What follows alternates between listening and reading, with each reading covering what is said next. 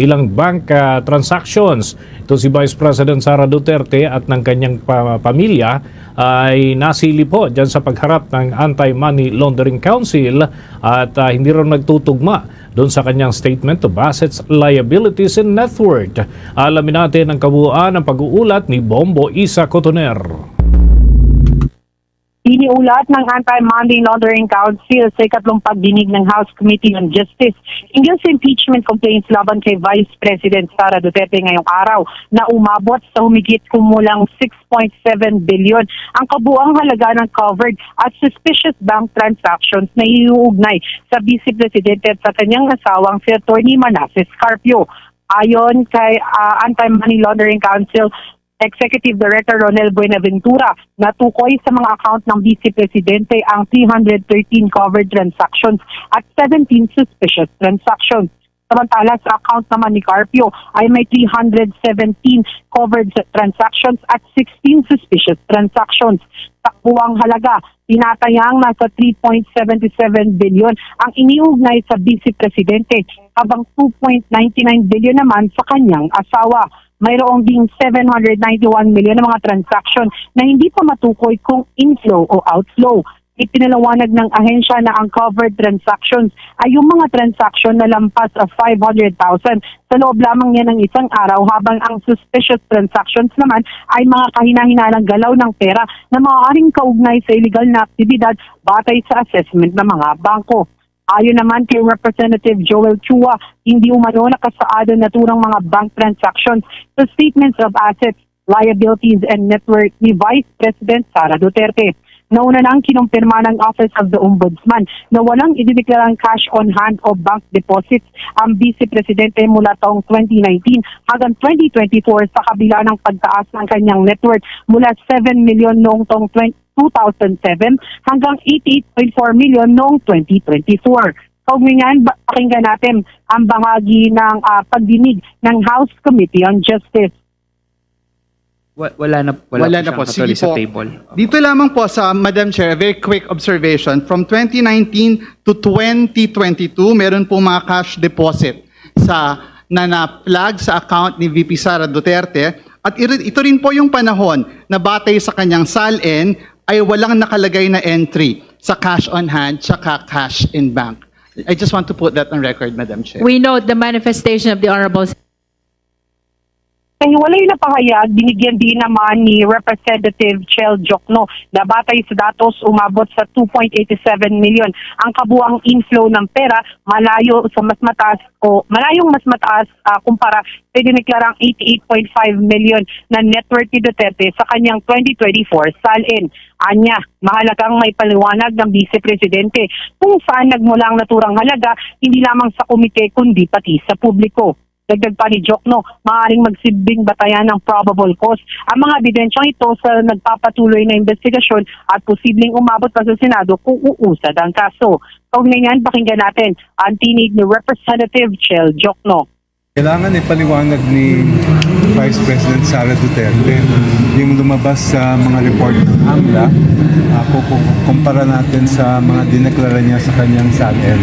Dahil ang lumalabas ang net inflow na dumaan sa mga account niya ayon sa AMLA ay umaabot sa 2.87 billion pesos. Samantalang ang na-declare niya sa kanyang SALN ay 88.5 million pesos lamang. Napakalaki ng pagkakaiba yung discrepancy ng dalawang halaga na yan. At either dito sa committee o kaya sa Senado, kung yan ang kagustuhan niya, ay dapat paliwanag niya.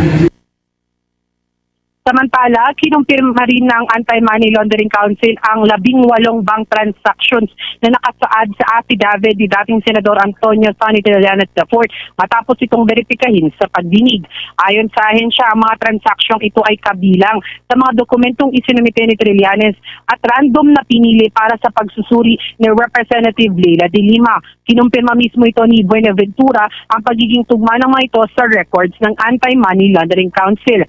Sa kanyang affidavit, sinabi ni Trillanes na may mga dokumentong nagpapakita ng umano'y pagpasok ng milyong-milyong piso sa mga bank account ni Duterte at ilang miyembro ng kanyang pamilya mula taong 2011 hanggang 2013. Kabilang dito ang umano'y 2.3 milyon na natanggap mula sa isang individual na kinilalang si Samuel Sami Uy na inuugnay umano sa iligal na droga. Iginiit ni Trillanes ng mga naturang impormasyon ay maaaring pumasok sa mga kasong betrayal of public trust, graft and corruption at iba pang matataas na krimen sa ilalim ng konstitusyon. Kaugnay niyan, pakinggan natin ang bahagi ng House Committee on Justice hearing. Because Annex A, Annex B, Annex H, and Annex I. So 3 times 5, 1 is only 3. So 18. Do you confirm that? Total of 18 transactions? We informed earlier that there are 18 transactions mentioned that Okay. that one we mentioned are existing in our report. So based on for our the report record, 18 out of 18 transactions randomly selected from the annexes of Sinumpang Salaysay of Honorable Trillanes were confirmed by the AMLC, at least to the extent that similar transactions appear in their report. That is for the record.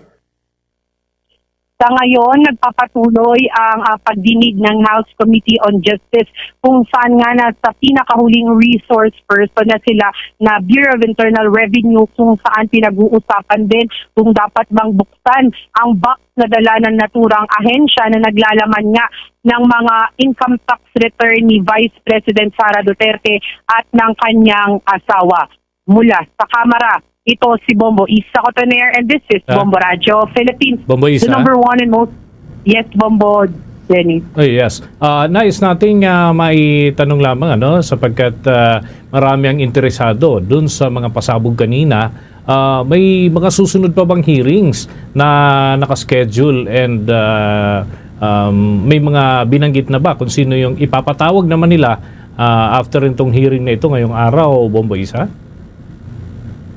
Yes, Bombo, Dennis, tulad nga ng nasabi ng komite, ang target nila na magiging huling pagdinig na ng House Committee on Justice kaugnay nga nitong impeachment complaints laban kay Vice President Sara Duterte ay sa April 29. So pagkatapos daw noon, inaasahan na iaakyat na nila ito sa plenaryo at doon na muling pag-uusapan itong impeachment complaint ng Vice Presidente. Ang nakatakda na humarap o ang nakatakdang pag-usapan naman doon sa susunod na pagdinig ay yung may kaugnayan naman doon sa pagbabantangan ni Vice President Sara Duterte kay President Ferdinand Marcos Jr. at kay First Lady Liza Marcos. Bombo Dennis.